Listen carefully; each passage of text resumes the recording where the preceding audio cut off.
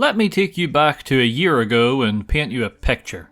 The day was March 13th, 2023. My most recent video, Skyrim as Emperor Palpatine, is frankly doing a lot better than I ever thought it would, given that it was a fairly simple character run revolving around the Spark spell. So, on this Monday morning, I think to myself that I wish to try something a bit more challenging for the upcoming video. A few ideas crossed my mind, such as my first Dark Souls weapon restricted run, a video about beating New Vegas while never being spotted in combat, as well as a spiritual successor to my first ever video about the Skyrim Shield Bash. All of these eventually came to fruition. But on that day, another idea stood out to me amongst all the rest. Could I beat Fallout 4 with only caltrops? I had never used them before, never really saw the need to. All I knew about them was that they did very low damage and took up your grenade slot. That was it. I was very much not prepared for what would be by far the most agonizingly slow, boring, monotonous combat scenarios in the 4 years that I have been making these videos. Yes, even worse than New Vegas with the flare gun. It got so bad that after only a few hours I put the run on hold, went and recorded that Sonic run, and then pretty much tried to forget all about it. However, over the last year and a half I have found myself thinking about this run more and more. People have also been asking me when I am going to get around to finishing it, and truthfully I have been bringing it up a lot. So I figured it was time to bite the bullet, go back and finally be done with it. The only silver lining to this is that at the very least I still have the footage and save lying around from then, so I don't have to start over from scratch. So with all that out of the way, let's finally begin. Starting at the vault entrance as is the norm, and here are my special stats. Nothing too out of the ordinary for a build with little to no way to defend itself. All of my points are into intelligence for faster XP gains, then the rest are split amongst endurance and perception for perks that can up my resistances and help keep me alive. Although, looking back on it now, a few points into charisma wouldn't have been a bad idea to get access to the Lone Wanderer perk for its damage and defensive benefits. Chalk that up as our second mistake this run, the first of course being attempting this in the first place.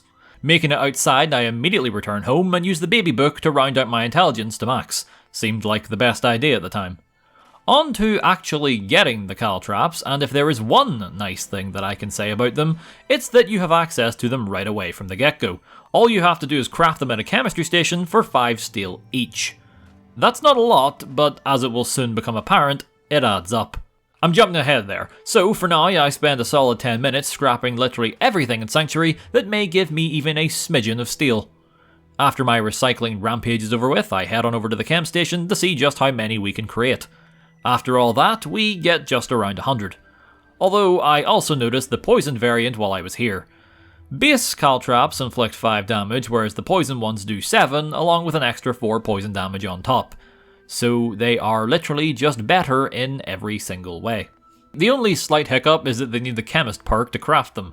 Fortunately for us, we can access it with our current special stats, so after some wooden shelf-based grinding, we reach level 2, take chemist, make just over 100 poison caltrops, and in the process level up again, as we of course get even more XP from all that crafting. This time the point goes into toughness. You know why. With the caltrops in hand, I finally set off to get the ball rolling when I end up stopping almost immediately at the Red Rocket truck stop to, what else, scrap and craft more caltrops. Look, I ended up doing that a lot in this run, way more than you can possibly imagine, so I'll try to keep talking about it to a minimum, but to be blunt, I don't think it's too far-fetched to say that one of the main issues of this whole ordeal was just trying to stay topped up on steel for the inevitable restocking of these weapons. I suppose if there's any kind of good thing to look forward to in all of this, it's that at least I won't have to worry about leveling, as frankly the amount of XP I'm getting from making all of these caltrops, thanks to my 10 intelligence, is kind of absurd. I've procrastinated long enough, it was time to finally test these bad boys out in combat. Goes without saying, but the enemies will need to stand on them to take damage of any sort. So perhaps making my first target of choice 2 flying insects wasn't exactly the best idea. Sure enough, they can't just fly over them, as while they are technically classed as mines, they obviously don't have the same radius of exploding shrapnel. on the bright side at least, when we toss them, if they manage to make contact with an enemy before hitting the ground, then they will still inflict the damage, which is good as it's the only way I'm able to exterminate these blood bugs. The poison is more like a bleed effect, as it's not something that just ticks down slowly over time continuously, but rather a quick little bit of extra damage that is signified by the health bar draining and then disappearing. Honestly, a more traditional poison effect that lasted longer but took perhaps a few more hits from the caltrops to proc would have unironically made this a much more doable experience. As it stands, I'm just going to be handing these out like Christmas presents to any and all who accept them. Sure, for now the damage is respectable, that's a word we haven't used yet, but the more I level and the further I get into the main story, I'm sure this is going to become less so. The raiders are manageable for now, the ones outside of Concord barely have a brain cell to share between them. Although their melee fighters seemed more likely to avoid the caltrops that actually managed to find their way to the ground as opposed to their bodies. Don't know if that's something I'll have to work around or if I just need to keep doing what I'm doing and tossing these things at point blank range. Despite still having over 100 of them on my person, I was already trying my best to minimize how many would need to be discarded per combat encounter. Essentially, I am throwing, waiting for the poison effect to finish, and then tossing my next one, as opposed to just smacking them out of my hand at a breakneck pace like I'm trying to make it heal. Also, in case you're wondering, I tried every now and then to set the caltrops up in choke points in the hopes that someone would run into them, but more often than not, it just resulted in wasted resources. You see, on top of every other wonderful thing about these caltrops, you can't even pick them up after you miss with them. So, you can disarm a landmine, but you can't pick up slightly dirty jacks off the side of the road. What is your damage, Nathaniel? Well, the suit of power armor we can nab after the initial wave are dealt with certainly helps for stalling out the second set of raiders. Again, a high defense is about all I can hope for. The caltrops kill, but it takes so long it's very quickly going to be about outlasting a war of attrition, as opposed to just making some cracked build that one-shots most enemies. We get a nice taste of that right away when the deathclaw decides to come out to play. I'm aware I am in for a bad time when the raider boss Gristle takes a few more trops to the face than I would have liked. Goes down, mind you, but it should put the process of dealing with the deathclaw into perspective, I think. The best bet that I have of this fight lasting less than 30 minutes is trying to leave as many of the raiders alive as possible so that they can chip away at its health. Preston also likes to get a shot off from time to time, but relying on that is like putting all of my money on Shadowheart to consistently land attacks in BG3. I would have used an XCOM comparison, but I feel like those jokes come a little too often for how accurately they describe your allies' aim in Bethesda games. If the idea of letting the NPCs fight my battles for me doesn't sit well with you, fear not, as for at least this fight, I was trying to get in some hits where I could. The smartest strategy would be to sit in one of the buildings and just toss the caltrops at the deathclaw when I got close, in the hopes of eventually whittling it down. This has proven reliable in runs in the past where I'm unable to go toe-to-toe with the beast. However, this time he had different plans. Mainly, he was going to just swoosh right in through the nearby window. Certainly took me by surprise, but for a moment, it seemed like a golden opportunity. If it was trapped inside, it would have nowhere to run, therefore be so much easier to kill.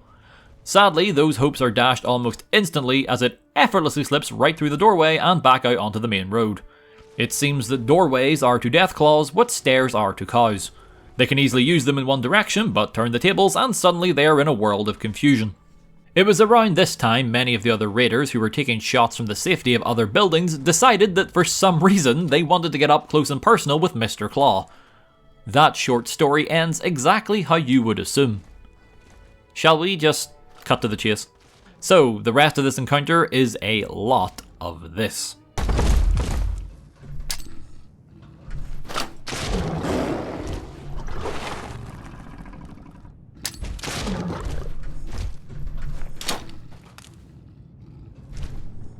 We having fun yet? I legit moved to another building later in the fight just for a change of scenery. I'm not even bullshitting you, it's that bad. The full slog lasts 10 minutes, although it certainly felt much longer. Maybe not a lot in the grand scheme of things, but some people have called this Combat 4 for a reason. There's a good chunk of fighting. If this is what I'm going to have to look forward to the stronger people become, then I think I'm going to rush this story as fast as I feasibly can with this setup. First things first, I head back to Red Rocket to go underneath the building and grab the fusion core. The one from Concord is nearly dead, and I kind of like my tin suit. I also spend some time scrapping whatever survived the caltropping of 87 in the hopes of getting enough junk to repair the suit. It kinda works, although I end up just bartering for the rest of what I need from Carla, seeing how she is always just outside of the town. Thanks to looting every single thing I could get my hands on in Concord, I was just able to afford the shipment of steel from Carla to craft what else but more caltrops. Didn't mention it, but yes, by the time I was done with the deathclaw, we had less than 20 left. I'm gonna need to really stock up if I want to make it through longer battles later in the run. I poisoned Wolfgang with my combat tax for no reason other than I want the XP rewards from this quest, and I wasn't entirely against the idea of using the caltrops to solve every problem at this point.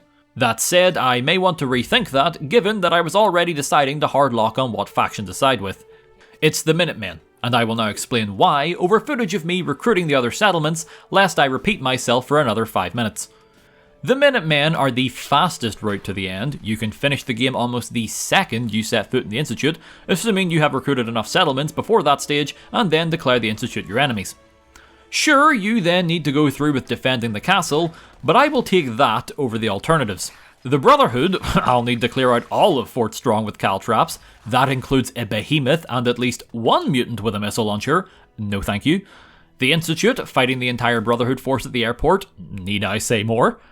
And sure, you could do the cheese method with the railroad, where you help them take out the Prydwen, and then turn heel at the last possible second and wipe out the railroad for the Institute, but that's still going to require me to take out a not-so-small detachment at the police station, as well as all of those inside the Old North Church during the raid.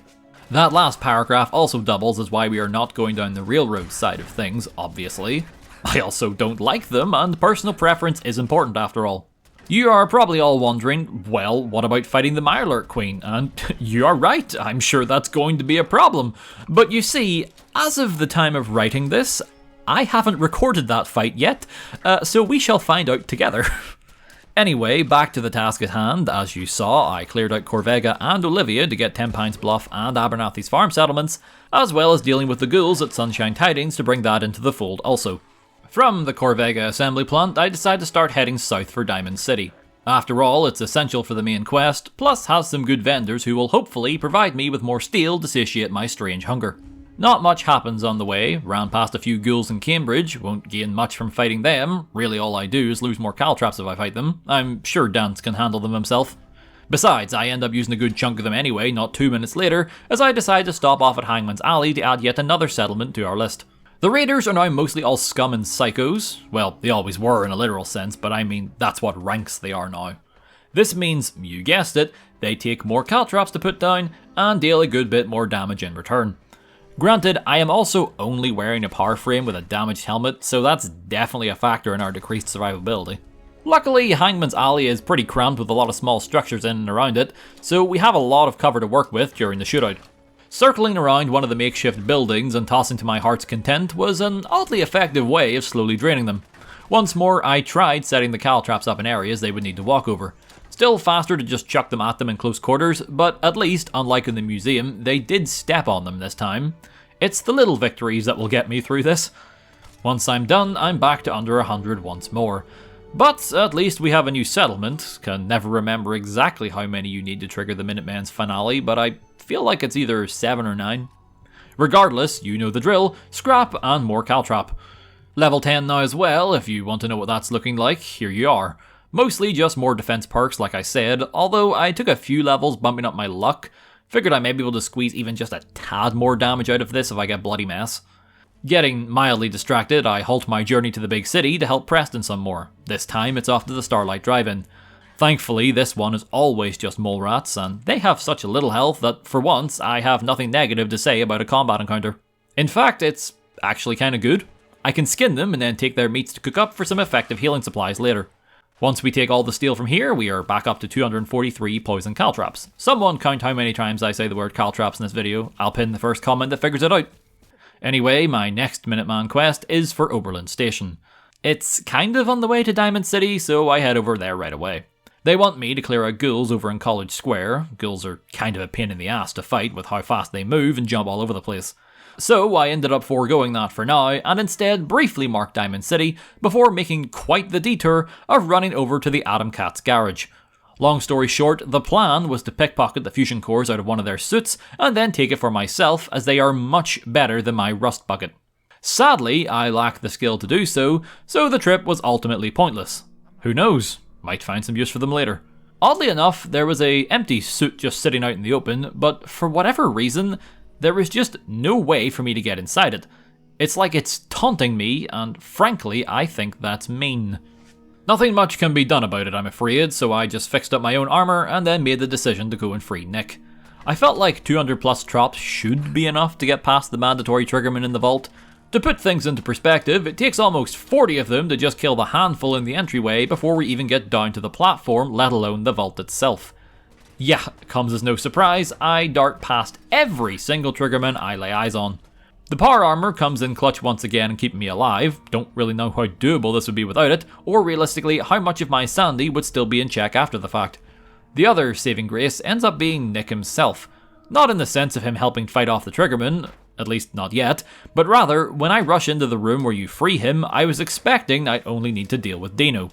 Unfortunately, a large number of goons also followed me into the room, and as it turns out, Nick won't even converse with you until they're all dead. Now, the reason as to why this saves us, simple. The triggermen are incredibly racist and absolutely despise sense.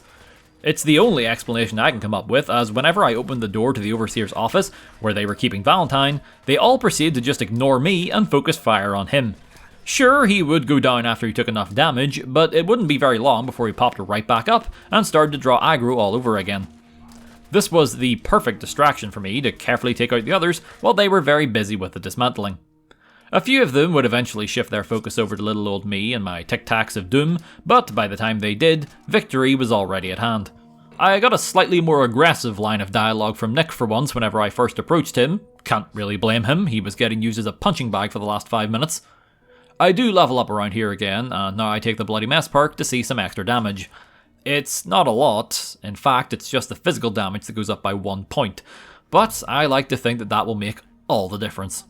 It's back to unavoidable fighting again, as once more we'll need Nick to pick some of the impossible locks, which he of course will not do until all of the enemies are cleared.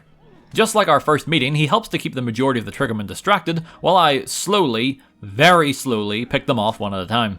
At least though, Nick is sentient enough now to return fire. Granted, I wish he had something a little stronger than a pipe revolver, but I'll just shut up now as I am in no position to critique somebody else on their ineffective weaponry. Skinny Malone wasn't much tougher than his men, so not many problems there. I just focused Darla as her aggressive nature to instantly charge the player makes her rather susceptible to stepping on multiple caltrops in quick succession. By the time I dealt with her, Nick was able to take out one of the nameless thugs and do a bit of damage to the other and Skinny himself. With Nick uncovering fire, I was able to just keep running forward and back and tossing more caltrops through the doorway. The small spread when you throw them also allowed for me to hit both of them with a single volley, as it were. Not long before they're finished, we lead Nick to safety and inform him we shall meet him later, as right now we have some unfinished business to take care of. It's just the ghouls at College Square. I don't know why I wrote that like it was some sort of secret thing I was planning. Anyway, I may have been overreacting slightly when I mentioned the ghouls before, because frankly these ones I was sent to whack down in the station were easy as all hell to put in their place. Or maybe they just felt that way after wasting most of my resources on the triggerman. Honestly, hard to tell. No matter, they go down, I return to Oberlin and then Preston, who informs me it's time to meet at the castle. Fabulous. So I had a choice to make now. Either retake the castle and fight the Mirelurk Queen, or head on over to Fort Hagen and attempt to deal with Kellogg. One of those options sounds vastly easier than the other, so it comes as no shock where I'm off to now. On the way, I was reading up about the Caltrops in case there was any strats I could implement. Someone mentioned you can reverse pickpocket them onto people and it will cause the poison effect to be applied permanently and instantly kill them silently. Well, I had nothing to lose, so it was back to the Atom Cats to see if this idea would work. After all, I don't need the power armor frame, all I require is the armor itself, so I can just tear that off of said frame, which I should be able to swipe if they're dead. Well, I managed to successfully reverse pickpocket on my first attempt, but sadly, once more, the Atom Cats are seemingly in a league of their own as it just did not work. I could try and fight them, but I feel it's pretty clear that would be a death sentence on my part. To be honest, if things keep going the way they are, I'm gonna end up hitting a high enough level that I'll probably just be able to find a much better suit of power armor out randomly in the wastes. So, brief restock, then it's off to Kellogg, and let's just say that collecting of steel wasn't the only thing that we should be keeping brief. I thought that I could just rush to Kellogg and finish off him and his 2 synth bodyguards and be out of there lickety-split. But, as it turns out, once you're inside the zone where Kellogg is, If you do not take out all of the synths on the way to him, they will all spring to his aid when the fight begins. See, I thought that when you got to the room with the bed and he tells you that the synths will now stand down, that would deal with all of the ones bar the two in the room. Of course, as I now know, that is not the case. With a small army of synths trying to kill me, along with Kellogg constantly shooting or pistol whipping me, this is a fight I cannot win with my current number of caltrops. Kellogg, by the way, has more health than he lets on, as he will heal himself throughout the fight, and shocking no one, that is damage I cannot mitigate. This meant I would need to painstakingly take out every synth on this level before I even thought about trying to fight Kellogg, more than likely resulting in multiple back and forth trips for healing supplies and of course vendor refreshes for steel. Thinking about all of this, and this was the exact moment where I initially just put the run down and shifted to the oh so lovable Sonic mod. I even found some early footage of me testing it for the first time. Now, fast forwarding over a year and a half to October 2024, and here I am once again, attempting this slog of a run. In the time that I have been away from this run though, I have learnt about the duplication glitch which I used in my paddleball run. Now, perhaps it's because I am stubborn or truly do hate myself, but I decided to not use that glitch, as the way I saw it was that when I started this run, I did not know about it. So, in a weird way, it almost felt cheap, I guess is the best way to put it, to leave it for so long and then just use an exploit to finish the fight. So instead, I loaded back to just before I went to face Kellogg, and began experimenting different ways to get caps fast in the hopes of buying as much steel as feasibly possible. I tried a couple of different methods.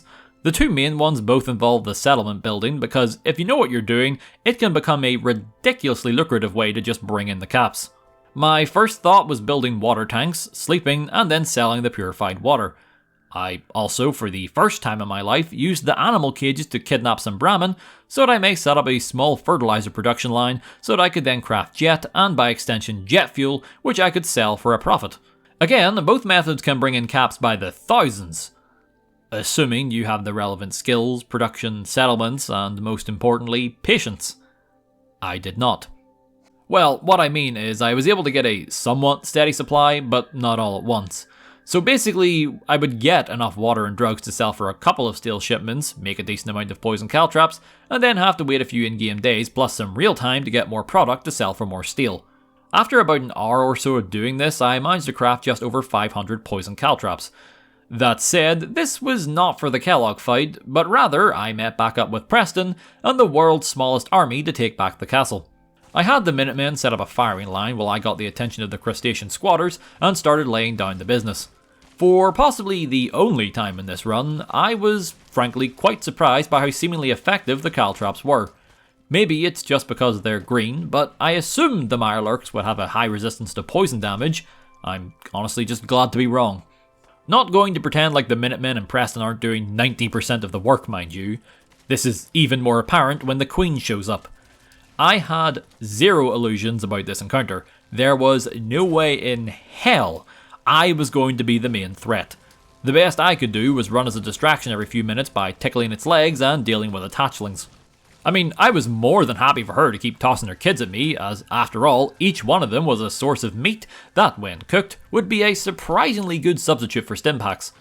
The plan for this was for me just to play the waiting game. This is because Preston and one of the other Minutemen who joined us are essential, so yes, while the Queen may knock them out in a single hit, they would end up just hopping back up within about 10 seconds, land a few more shots, and then just repeat the cycle ad nauseum until they committed crab regicide.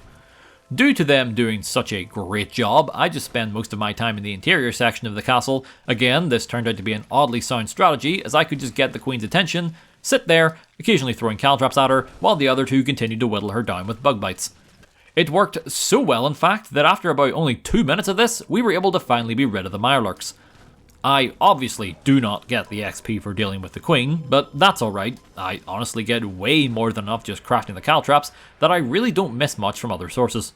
Once that's over with, I set up the radio tower, finish the quest, and then start listening to the radio so I'll be notified as soon as possible once Ronnie Shaw appears. Also, in case you are wondering, I have 386 caltrops left after taking back the castle, so that's pretty good. Seemed like a good enough amount, so it was back to Fort Hagen to try my luck once again. Before, I mentioned that if you ran by all of the synths, they would come to Kellogg's aid during the fight. Well, turns out that's not entirely true. It's just those few synths that are near his room that will intervene, so this time I took the time to deal with them first. Sure, it's eating into my caltrop supplies, but it can't be helped. When I make it to Kellogg, I start by focusing down the synths first.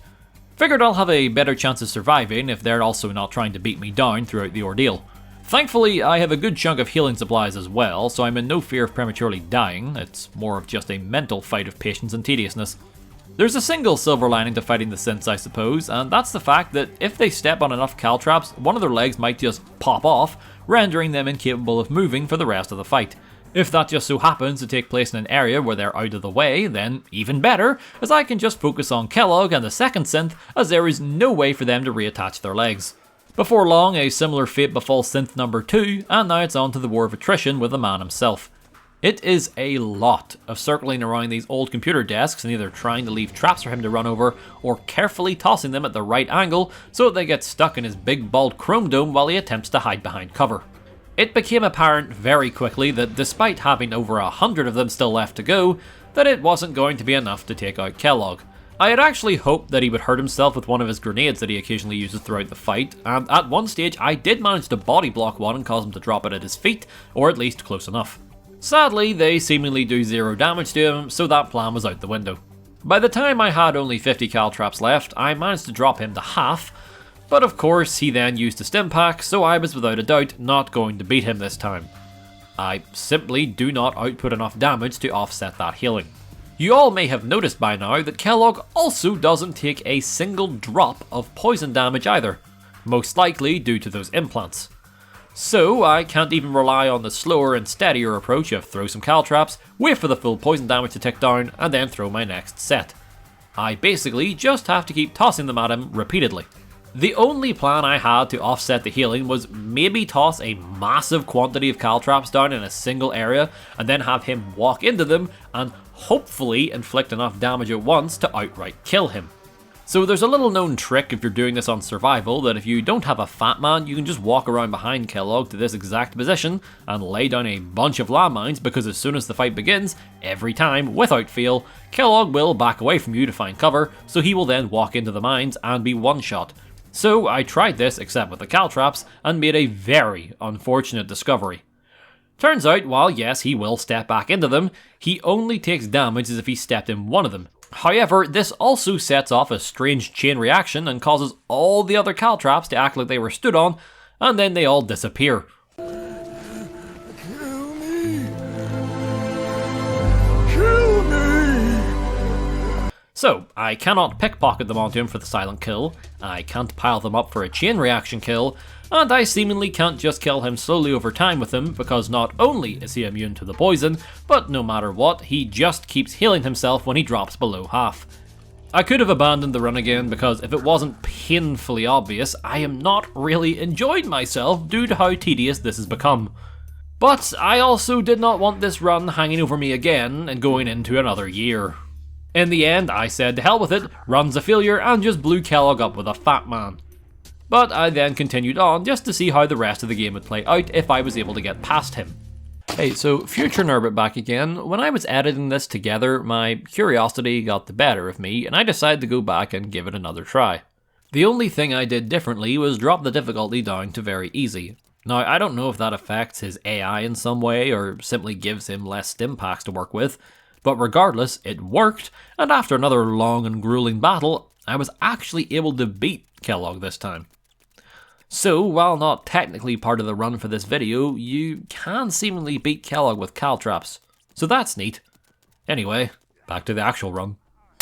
I say we will continue on, but truthfully, I can't really think of any other encounters bar one that would pose a problem, but I suppose we shall get to that shortly. I get the chip and tell Nick to meet me in Good Neighbor, but I also noticed during our exchange that my armor is in desperate need of repairs. Not wanting to waste steel fixing up my basic T45, I tried heading back to the Atom Cats and, lo and behold, for some goddamn reason, now not only can I interact with that T60 suit that was just randomly sitting there, but I can also use the poison caltrop pickpocket trick, and it actually works how it's supposed to.